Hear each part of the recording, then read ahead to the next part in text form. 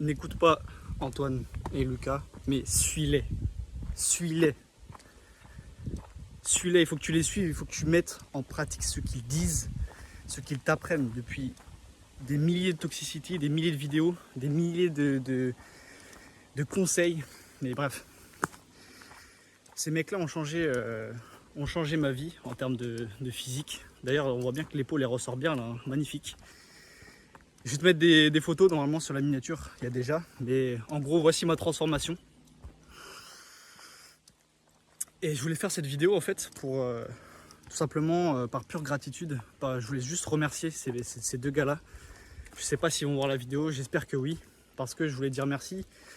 Pourquoi? Parce que donc, premièrement, dans cette vidéo, je vais les remercier, parler avec le cœur un petit peu, et ensuite je vais juste répéter les leçons qui m'ont le plus servi, ok? Les leçons qui sont les plus importantes dans ce qui t'enseigne, ok? Donc déjà, merci. Pourquoi? Parce que la transformation physique, c'est un processus que je cherche depuis longtemps, ok? J'ai commencé à m'intéresser à ça, genre, je sais pas, à 15-16 ans.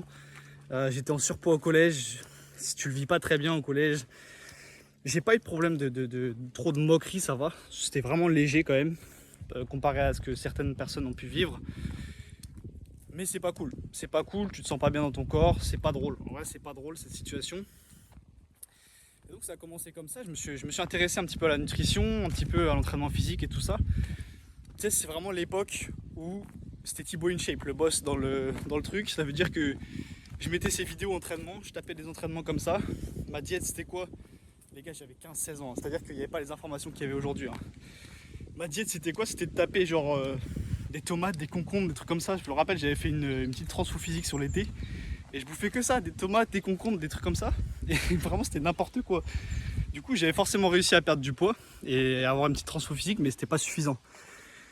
Donc ça, c'était un petit peu le début de mon histoire. Ensuite, le lycée, toujours une forme physique que j'aimais pas. Là, j'étais vraiment matrixé par l'entraînement, donc ça veut dire que musculation, ça commençait vraiment à rentrer dans mon crâne. J'avais vraiment, là, je faisais plutôt Alex Levent, c'était Alex Levent, voilà, ça y est, je me rappelle, que quand j'étais au lycée plutôt. Donc vraiment, gros entraînement, poids du corps, pompe comme un singe, c'est pour ça que j'ai des énormes pecs. C'est parce que j'ai blasté les pompes comme un énorme monkey. Et du coup, j'avais toujours un physique de merde, pas de meuf au lycée, donc forcément là, t'es un peu frustré, c'est chiant. Et puis récemment, ensuite, je suis passé au Raptor avec son programme, sa formation, qui est très bonne d'ailleurs, mais j'ai réussi à faire une très belle transfo physique, mais j'ai pas réussi à aller là où je voulais, ok? J'ai pas réussi à atteindre le niveau que j'ai aujourd'hui actuellement. Pourquoi? Parce que c'était trop dur. Et pourquoi? Et parce que tu vas voir que ça fait une transition qui est parfaite. J'ai pas réussi cette transfo physique parce que je ne mangeais pas assez, ok? C'est-à-dire que j'ai réussi à perdre du gras, perdre du poids. Mes performances étaient plutôt maintenues. L'entraînement d'ailleurs, les programmes d'entraînement sont très bons et je les suis toujours actuellement. Mais je mangeais pas assez. Et du coup, qu'est-ce que ça fait quand tu manges pas assez? De la frustration. Genre, dis-toi que je tournais vers 2100, 2200 calories. C'est une dinguerie quand même. Hein. Je fais 1m80, 82. Je suis quand même assez... je suis un gros de base, tu vois, donc je suis lourd. Et je mange 2100, 2200, 2300 sur le cut. Mais c'est une catastrophe. C'est une catastrophe. Et pendant 1 an et demi, 2 ans, j'ai peut-être augmenté de 100 calories, 200 calories, jusqu'au jour où je suis tombé sur ces mecs. Et c'est là où tout a changé. Puisque du coup, là, ça doit faire quelque chose comme 6 mois. Je pense que j'applique vraiment bien le process. Et ça doit faire genre 3-4 mois que j'ai fait vraiment une grosse transfo. Où vraiment là, j'ai vraiment bien séché. C'est vraiment très propre. Et je mange 2800 calories tous les jours. 2800 calories, putain de merde. Et je n'aurais jamais cru que c'était possible de pouvoir sécher en mangeant 2800. Mais c'est complètement con, tu vois, parce que tu as juste à avoir un peu plus de dépenses. Et entre parenthèses aussi, moi je fais du tennis. Mon sport principal, c'est le tennis, c'est pas la muscu. Ça fait que j'ai des grosses dépenses. J'ai énormément de dépenses et je mangeais 2300, 2400 en faisant 3-4 tennis par semaine. C'est n'importe quoi, c'est n'importe quoi. Et après, je m'étonnais que du coup, voilà, il faut parler un petit peu du fond du truc.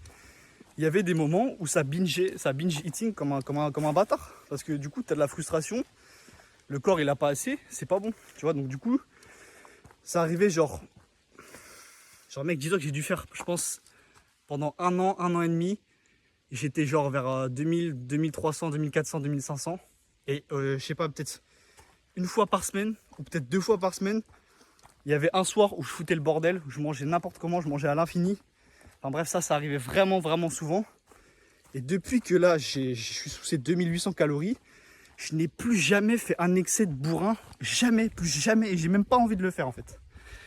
J'ai même pas envie de le faire parce que je suis trop bien. Je suis trop à l'aise avec ma routine. Et du coup, bah... Je tourne environ à... Je suis environ entre 10, 12 000 pas par semaine. Donc ce qui n'est pas non plus massif quand je vois ce que les autres font dans cette communauté. Mais je fais du tennis à côté, ok. Donc ça m'arrive de faire des fois 5 sessions par semaine. C'est un sport d'endurance, c'est un sport physique, ça brûle beaucoup. Donc ça compense. Et donc, en fait, merci à vous les gars. Merci à toi Antoine, merci à toi Lucas.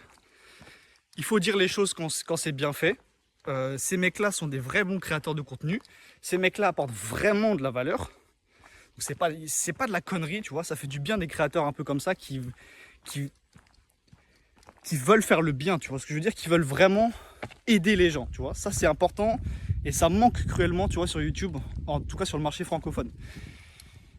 Donc merci, un grand merci du fond du cœur parce que je suis fier de moi, je suis fier de ma transformation, je suis fier de qui je suis fier de ce que j'ai pu accomplir et je suis fier de la personne, au-delà du physique, de la personne que je suis devenue parce que j'ai maîtrisé ma relation avec la nourriture. C'est vraiment ça qui s'est passé.